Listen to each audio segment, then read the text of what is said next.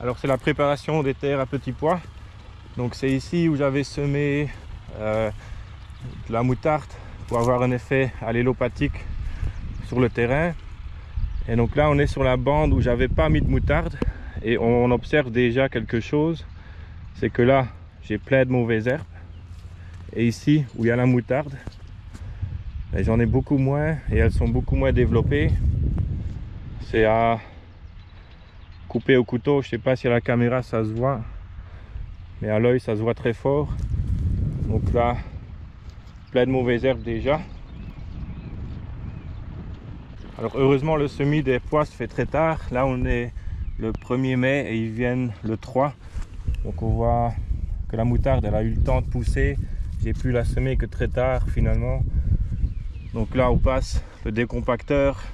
On a mis un peu de lisier ici. Et c'est des tracteurs de 8-9 tonnes avec des triples essieux. Et ils ont complètement fusillé la structure. On est obligé de passer avec ça. Donc voilà, on passe le décompacteur avec les disques. On fait un peu sécher puisque, mine de rien, la terre, elle n'est pas ressuyée vraiment. C'est encore très gras.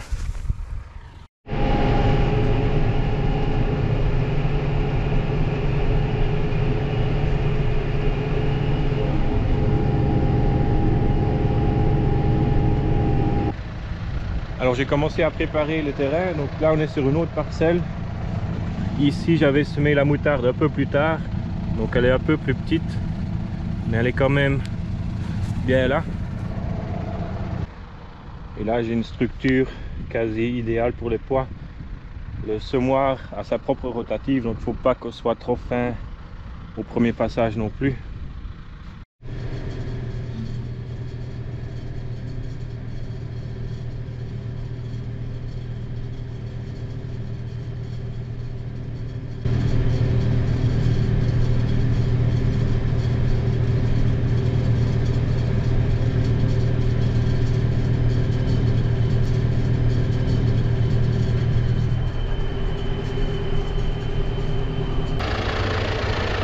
Alors je montre vite fait le passage en prélevé.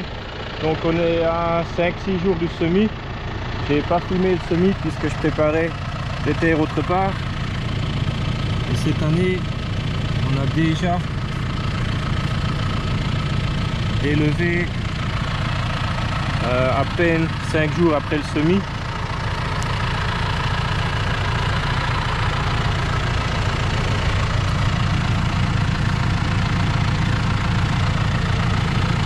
Quand on regarde en profondeur, on a tout ça.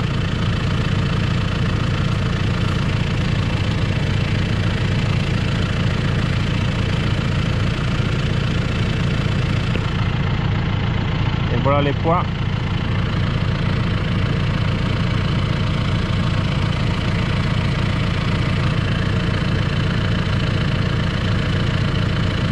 Donc c'est un peu tard pour passer. Mais on aurait dû avoir de la pluie. Et donc à l'arrière, l'idée c'est de déranger au plus possible tous ces filaments là, les casser là où c'est possible, en évitant de casser les pois qui sont là.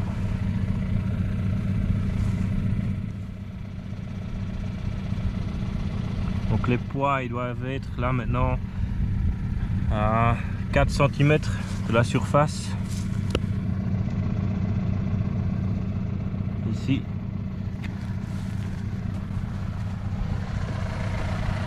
Et mes dents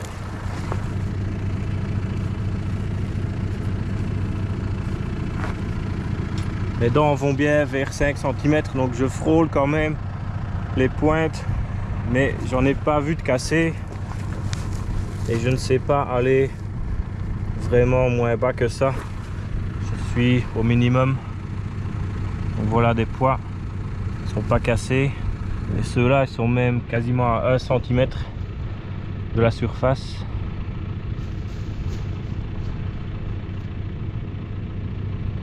Voilà, ils ne sont pas cassés.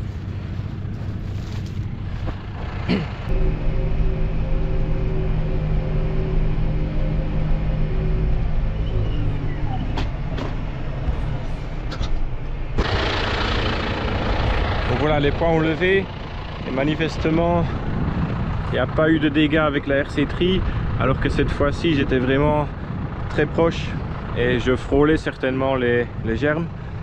Et donc entre ce passage là et celui-ci, on a eu pratiquement 60 mm d'eau, ce qui est vraiment idéal pour les pois. Donc là j'ai une belle croûte de battance et on voit aussi que c'est extrêmement sale. L'autre parcelle de pois que je viens de faire avant, malheureusement j'ai pas filmé, mais là j'ai trouvé zéro mauvaise herbe. Et là le précédent c'était le tournesol, et le tournesol était vraiment très propre, il n'y avait pas de mauvaise herbe.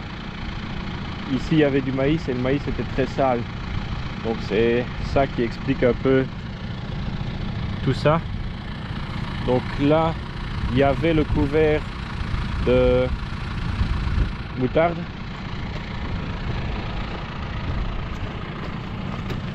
Donc on voit c'est partout pareil, beaucoup de mauvaises herbes.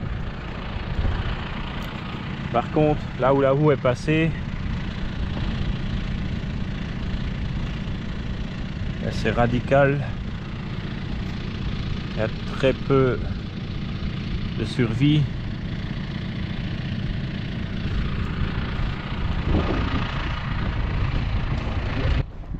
Et donc normalement ici il n'y avait pas de moutarde,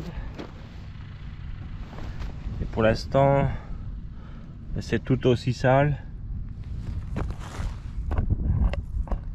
vraiment très très sale.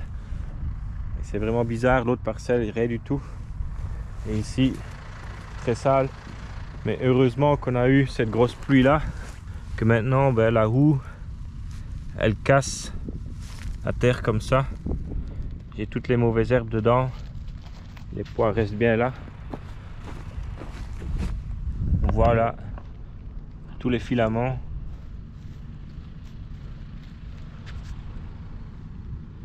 Donc ceci tient encore,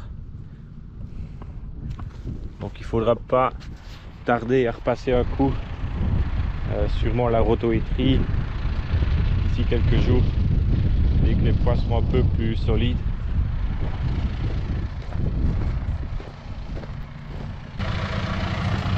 Voilà la profondeur de travail. Donc je suis quasiment à 5 cm de profondeur.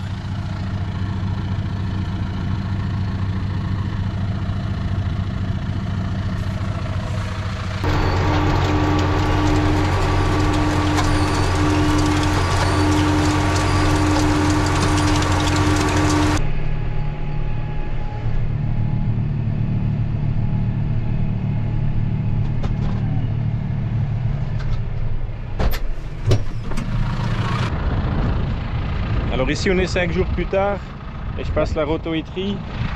Donc là c'est l'endroit où j'avais regardé, donc là normalement il n'y a pas eu de moutarde. Donc la houe rotative a bien détaché tout ça, mais il y a tout ceci qui est encore en place. Ça c'est peut-être même des nouvelles levées, mais elles tiennent à vraiment pas grand chose. Donc là j'espère qu'avec la roue ben, je détache tout ça. Là je suis passé, vous voyez ici,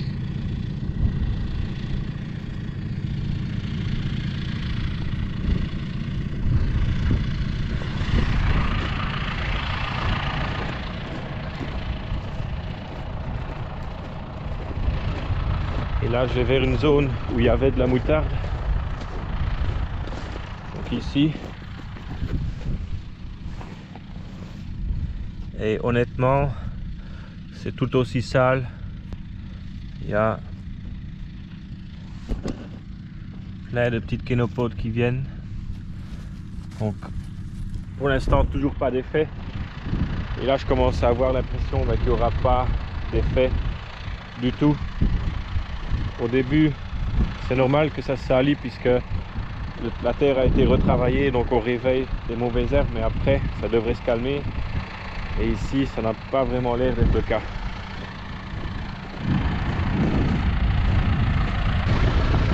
voilà, je vais vous laisser avec quelques prises de la rotoétrie. Je vais mettre la caméra dessus pour voir un peu ce que ça fait.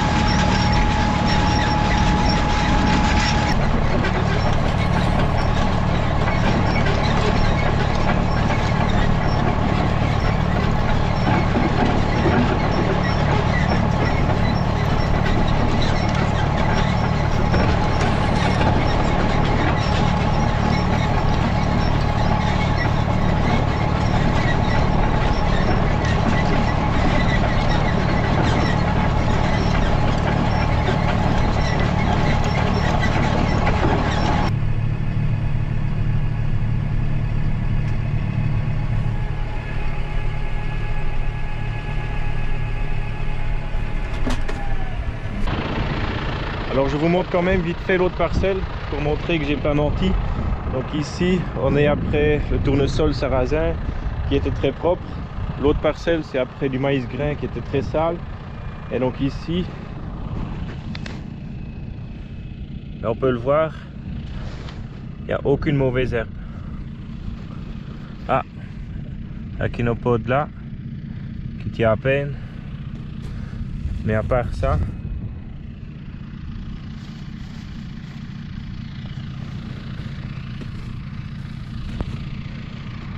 c'est très propre. Donc ça c'est juste la propreté du précédent qui fait ça.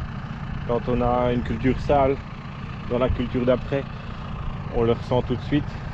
Et ici c'était propre, donc les pois sont propres, il n'y a vraiment rien. Donc je passe quand même pour faire les mêmes passages des deux côtés, mais en vrai c'était pas encore nécessaire ici.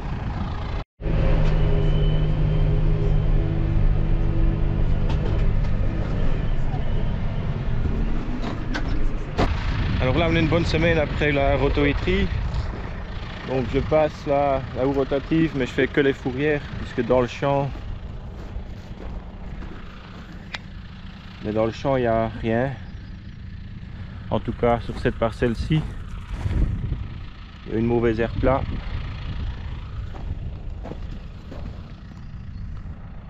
Mais à part ça il n'y a rien. Ils sont beaux, il n'y a pas trop de dégâts de pigeons. Ils ont été là un peu dans le triangle. Donc je fais juste les fourrières. Ici j'ai des repousses de tournesol. On n'a pas beaucoup heureusement. Il y a aussi un peu de sarrasin par là.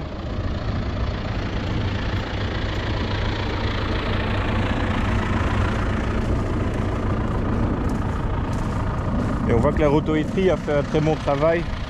Elle a arraché une partie des mauvaises herbes et enterré l'autre. Et donc là je repasse dans la fourrière.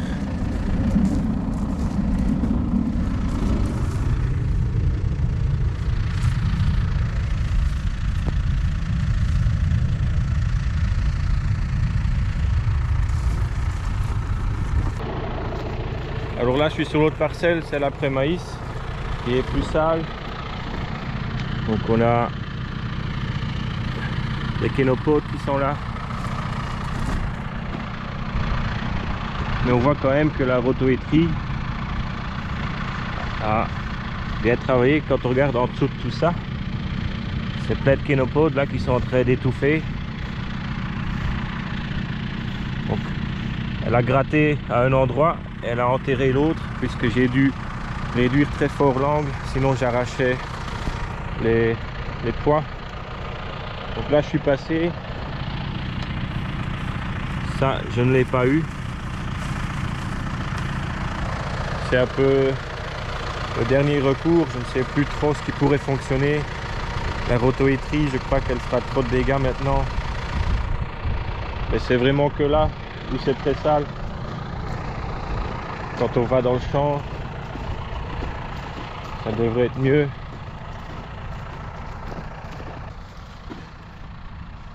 C'est pas facile à décider chaque fois, puisque ce passage-ci n'est pas super efficace. Donc si je passe partout, je vais faire des dégâts et finalement enlever assez peu de mauvaises herbes. Donc je crois que je vais en rester là. Contre ça, ouais, ici c'est très sale. Alors donc normalement ici c'est la bande où j'ai pas mis de moutarde. Ici il y a comme ça un semoir où j'avais pas mis. Donc je vois quand même beaucoup de mauvaises herbes ici. Et alors que jusque là je ne voyais pas vraiment de différence. Donc je vais aller vers là où j'avais mis de la moutarde.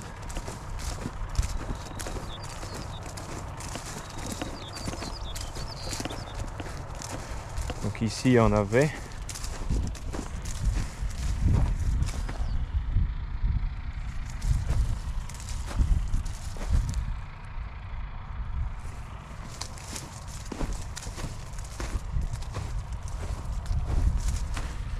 Et ici tout à coup c'est beaucoup plus propre. Bon, là c'est sale. Là je crois qu'il y a eu la roue de la RC-Tri qui a compacté le sol. Alors la houe rotative n'a pas bien travaillé. Là c'est sale aussi, il y a eu un passage de pneus. Et là c'est plus propre. Donc pour moi c'est pas vraiment flagrant la différence. Ça a l'air un peu plus sale là. C'est selon l'endroit où on tombe. Donc voilà, je crois qu'on verra mieux dans quelques semaines ou quand ce sera la récolte. Quand ça dépassera des poids, là on verra vraiment de loin s'il y a une différence. Si on voit une bande sale là, c'est que ça a marché. Et les pois eux sont plutôt beaux. On a besoin d'un peu de pluie, mais normalement